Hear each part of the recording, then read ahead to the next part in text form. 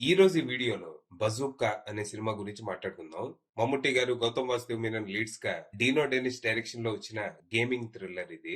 ఈ cinema story ఏంటి, దీని మీద నా ఒపీనియన్ ఏంటనేది ఇప్పుడు తెలుసుకుందాం పదండి. ముందుగా ఈ సినిమా స్టోరీ ఏంటంటే, కొచ్చిలో ఏసీపీగా పనిచేస్తున్న బెంజమిన్ జాషువా ఒక స్పెషల్ టీం ని ఏర్పాటు చేసుకుని సిటీలో ఉన్న క్రిమినల్స్ అందరినీ ఏరిపారేస్తాడు.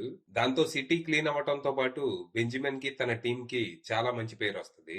అయితే రీసెంట్ గా బెంజమిన్ టీం ని ఛాలెంజ్ చేస్తూ సిటీలో ఎవరో రాబరీస్ చేయటం మొదలెడతారు. దొంగతనం చేసే ముందే ఎక్కడ ఏం దొంగతనం చేయబోతున్నారో బెంజమిన్ టీం కి క్లూ ఇచ్చి మరీ దొంగతనం చేస్తూ ఉంటారు.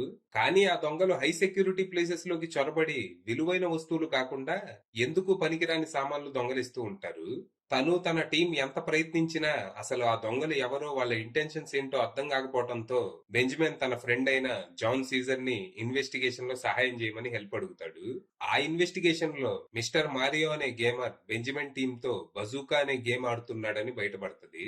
మరి తర్వాత ఏం జరిగింది, అసలు ఈ మిస్టర్ మారియో ఎవరు, తను ఆడుతున్న ఈ బజూకా గేమ్ ఏంటి, ఎందుకు తను బెంజమిన్ ని తన టీం ని టార్గెట్ చేశాడు, ఇంతకీ ఈ జాన్ సీజర్ ఎవరు, తన కథేంటి, ఈ ఇన్వెస్టిగేషన్ లో తను పోలీసులకి ఎలా సహాయపడ్డాడు, చివరికి ఆ దొంగలు దొరికారా లేదా అనేది మీరు సినిమా చూసి తెలుసుకోవాలి. ఇక ఈ సినిమా నాకైతే పెద్దగా నచ్చలేదు. పైకి చూడటానికి ఏదో స్టైలిష్ థ్రిల్లర్ లా కనిపించినా లోపలైతే ఏం లేదు, డొల్ల.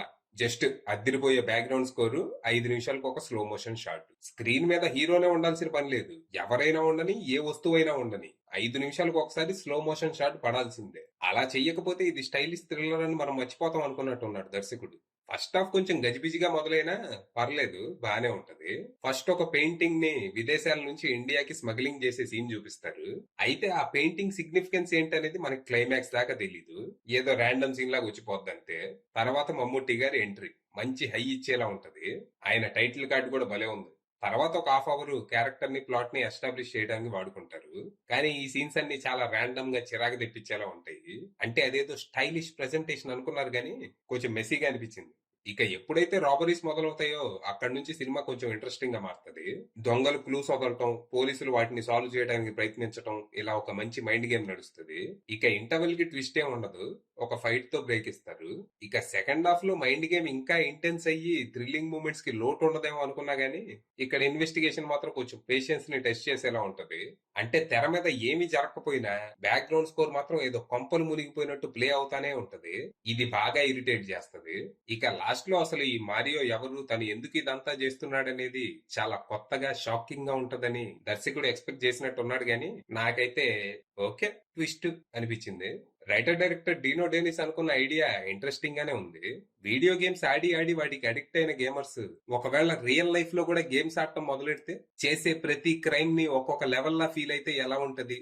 Interesting idea, but highly ఫ్లాడ్ execution. తన రైటింగ్ చాలా పూర్ ఉంది.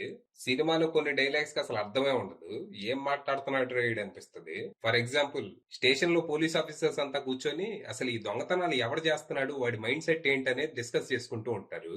ఆ డిస్కషన్స్ లో ఒక ఆఫీసర్, సార్ వాడేదో పెద్ద సైకోపాత్ లో ఉన్నాడు సార్ అంటాడు. దానికి మన Benjamin, please let's not glorify him అంటాడు. ఇందులో గ్లోరిఫికేషన్ ఏడుంది, సైకో అంటే పొగడతా. ఇలా పైకి మీనింగ్ ఉన్నట్టు మీనింగ్ లేని డైలాగులు సినిమాలో చాలానే ఉన్నాయి. అయితే డైరెక్టర్ గా మాత్రం మనోడికి పాస్ మార్కులు పడతాయి. తనకి మంచి కథా కథనాలు దొరికితే డైరెక్షన్ కి పనికొస్తాడు. కొన్ని కొన్ని షార్ట్స్ బాగున్నాయి. ఓవరాల్ గా ఇంట్రెస్టింగ్ కాన్సెప్ట్, ఫస్ట్ హాఫ్ లో కొన్ని సీన్స్, మమ్ముట్టి గారి స్క్రీన్ ప్రెజెన్స్, అలాగే సయీద్ అబ్బాస్ అందించిన బ్యాక్గ్రౌండ్ స్కోర్ లాంటివి ప్లస్ పాయింట్స్ కాగా, స్క్రీన్ ప్లే, ఎడిటింగ్, డైలాగ్స్ లాంటివి మైనస్లుగా మారాయి.